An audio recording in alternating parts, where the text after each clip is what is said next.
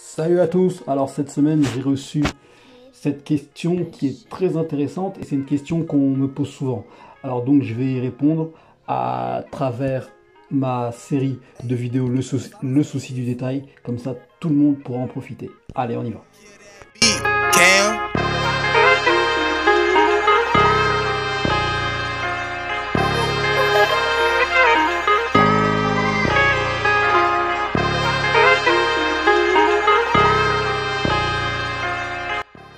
Alors, avant de commencer, une chose qui est très importante et qu'il faut absolument que vous sachiez qu'en tant qu'attaquant, c'est l'appel qui déclenche la passe et surtout pas le contraire. Et vous allez le voir à travers les différents exemples que je vais vous montrer. Alors, première situation ici avec Jamie Vardy, qu'on voit ici très proche de Mahrez, et le fait qu'il soit très proche de lui, en aucun cas il ne peut recevoir le ballon dans des bonnes conditions en fait.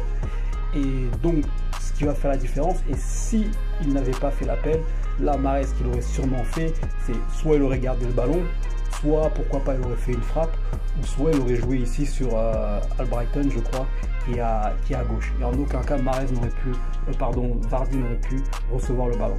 Donc, ce qui va faire la différence, c'est le moment où il va déclencher son appel, qu'on voit ici. Voilà, donc là, il déclenche, et là, tout de suite, il ouvre une possibilité de passe pour Mahrez, qui n'a plus, entre guillemets, qu'à lui glisser et pour aller finir.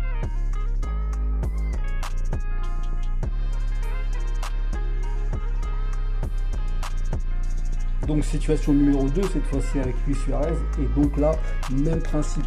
D'ailleurs, c'est encore plus flagrant ici. Regardez Suarez qui est complètement à l'arrêt, il est même en train de marcher, et ce qui en fait, ce qui déclenche la passe du joueur, c'est vraiment son appel et son changement de rythme.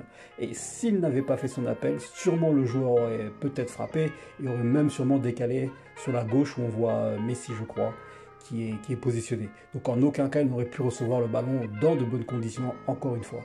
Et troisième situation, encore une fois, c'est le même principe que les deux précédentes, cette fois-ci avec Haaland.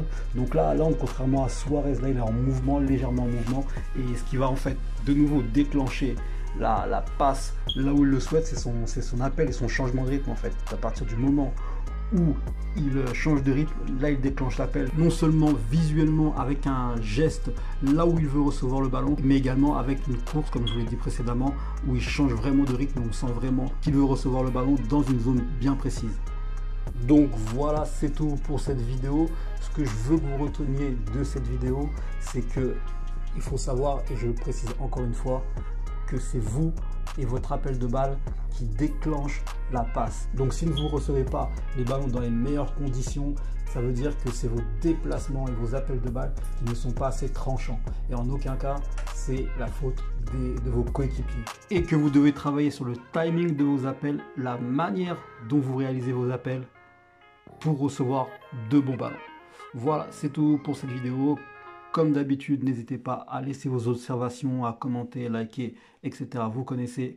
Et moi, je vous dis à très vite.